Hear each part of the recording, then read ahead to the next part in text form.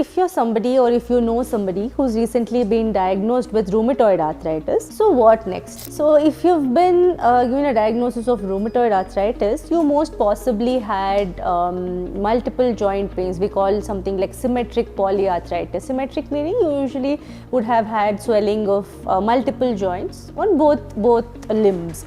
Right, so usually it involves the small joints of the hands, the wrists, the elbows, often the knee, the shoulder, also the ankle. And these patients tend to have significant early morning stiffness. When they wake up in the morning, they find it really hard to get out of bed or brush your teeth, because it's very hard to hold the brush, make a fist and have their first cup of coffee. So once you have the diagnosis of rheumatoid arthritis, how will your rheumatologist follow you up? So the first time we will start on medications called disease modifying anti-rheumatic drugs or DMARDs. Also, since these DMARDs take some time to act, these basically modify your disease. So your doctor might also give you a small dose of steroid for a small time. So steroids in rheumatoid arthritis are usually used like a bridge. So we usually give a smallest possible dose for the shortest possible time to get your inflammation under control.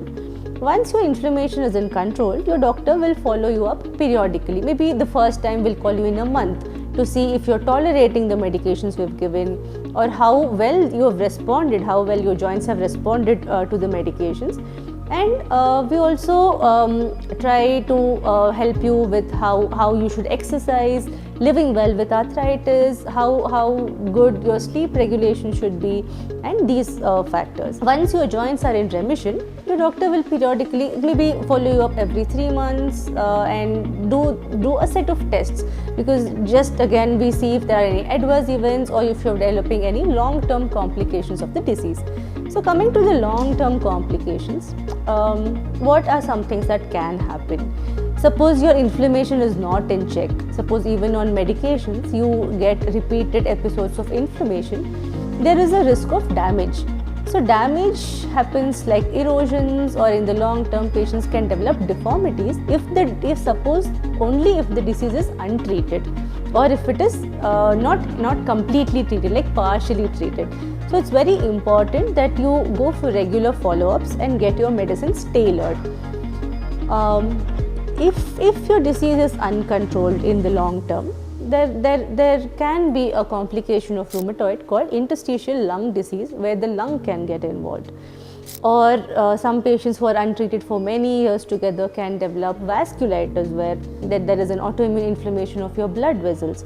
Also, the other thing that can happen is something we call as accelerated atherosclerosis in patients who've lived with rheumatoid for a long time. Beyond all this, it's also very important that beyond medications, being mobile basically. So every morning it's very important that the patient does a good full body stretch, because this will significantly improve the stiffness. And also gradually you have to do some strength training exercises, resistance exercises, take a very balanced meal. I also often get questions if any particular food will aggravate rheumatoid arthritis, or if I eat curd will my arthritis get bad. This is a very common misconception that people have, that curd will aggravate their rheumatoid arthritis. It will not. Curd is a good source of probiotics, and it is a good diet source to have. So every time you have a flare of arthritis, make sure you go back to your rheumatologist.